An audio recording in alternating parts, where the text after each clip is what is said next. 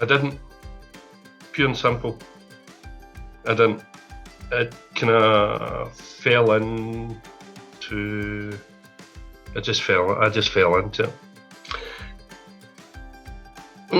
What was it? About 2 years ago, I met up with someone who is heavily into this sort of stuff, and we got chatting, and it was a case of everybody's got a book in them, and there was no thought put into it, there was no process put into it. I managed to string about a dozen words together, which went to an editor, and it all came from there. So, being an author never crossed my mind.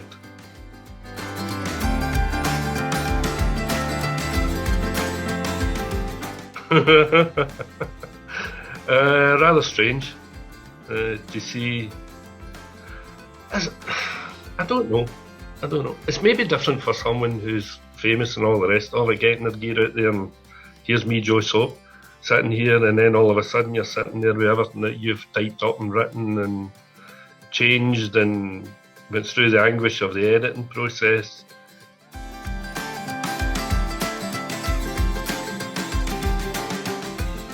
We kind of gathered everybody around, and I says, do me a favour, will you? Will you Google Simpson Munro? No, will you Google an Officers Tale? And I think at that time, I can't even remember what the first book was called before we amalgamated them. And what she did, and it came up on Amazon, blah blah blah, and I'm standing there thinking, that was me, that, right? So I just came out and I went, see that book? That book's mine. I went, what do you mean that book's yours? I went, that book's mine. And everybody was standing kind of looking at me going, what is he on about? Right? And they all kept going, what do you mean it's yours? What do you mean it's yours? And eventually I went, that's mine.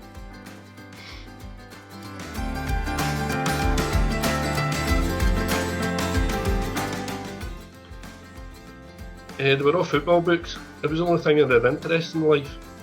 And then there was a guy called Joe Valici who they actually made a film about him. Joe Valici was held, I think it was in San Quentin, and he was in the mafia. And Joe Valici became known as the bird that sang. And he actually was the first to spill the beans on the mafia. Charles Bonston, I'm sure it was, that played him in the film, known as Valici or Valachi papers, whatever way you want to pronounce them. And then I bought the book, and then all of a sudden I became obsessed by books on the mafia, and I had to trawl about bookshops and all sorts of things to find books on the mafia, because really he was going to end up getting shot if she spoke about him, simple as that. So there was biographies and autobiographies, and I suppose that was the first real serious books I read. But growing up it was all to do with football books and the Guinness Book of Records.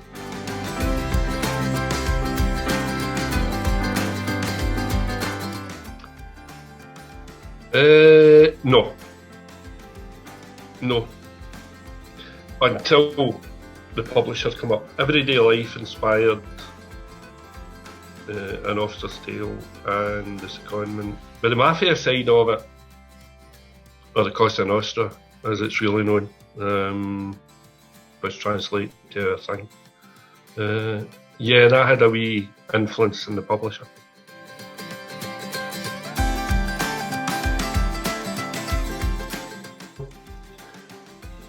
Basically, An Officer's Tale is about a guy who leaves the building sites and he's set his heart on joining the police. That's the whole background to it. When I did An Officer's Tale and the follow-ups to it, everybody knows about crime books, and it's all detective chief inspectors and detective superintendents and busting up murders and all the rest of it. what I did basically was take it back to, here's a guy just coming in the door on his very first day. Took it back to ground level, right? And gave the story from a constable's point of view, rather than someone who is going to solve crimes every 5 minutes. So that's where I went with it. And then, like Andy, I created this character called Andy Blackmore, and it's not just to do with life as a police officer. I also deal with his private life. And I don't really know if you get that in a lot of crime books, where you're actually dealing with somebody's private life or his public life. But Andy left his life as a bricklayer to join the police service and patrol the streets of Glasgow he knew and loved so well, because he was brought up in Glasgow. But for him, he was posted to a village and he expected police life to be as quiet as the country, but he couldn't have been more wrong about it. He soon found himself facing his first murder inquiry, where his personal and professional life collided with heartbreaking results. Following his probationary period, and this is what I mean by let's start from the beginning with this guy, rather than as a gaffer. Any doubts left behind, he was looking forward to a fresh future. However, all too soon, past personal family problems resurfaced. There was new work challenges and a new menace to his romantic life, which forced him to use all his courage, wits and fortitude to survive deadly threats. So it really kind of went from, okay, today I'm a brickie or a bricklayer, and then on Monday morning I'm no longer a bricklayer, I'm standing here in uniform and I know nothing about the law. And then we tend to follow his life through the service, and that is where Andy Blackmore came from, with all the trials and tribulations. So what I did was I brought in his daily working life, but I also brought in his private life and everything that came with it.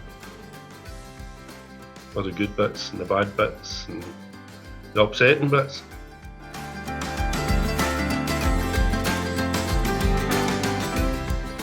There was a couple. It was actually, someone wrote, which is actually on the back of the book, an intriguing and complex storyline. And a retired police officer who has actually read this wrote, "True to life, I can relate to many of the incidents within." So it does resonate with people who have been in that line of work.